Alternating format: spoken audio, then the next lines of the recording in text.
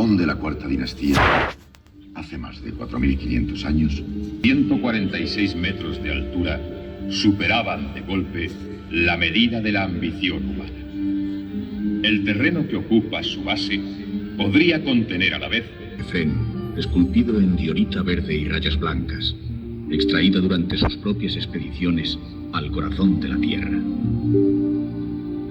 Esta noche adopta para nosotros las facciones de la Esfinge, tallada en una roca próxima a su tumba.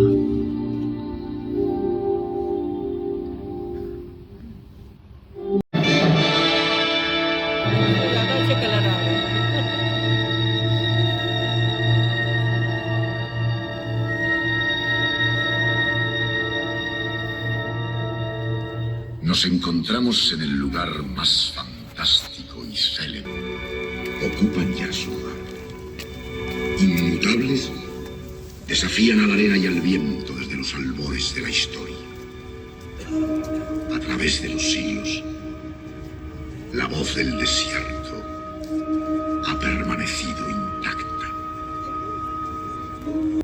Mi rostro recibe su primer rayo. Hace 5.000 años que presencio todos los amaneceres que los hombres pueden recordar. Asistí al primer destello de la historia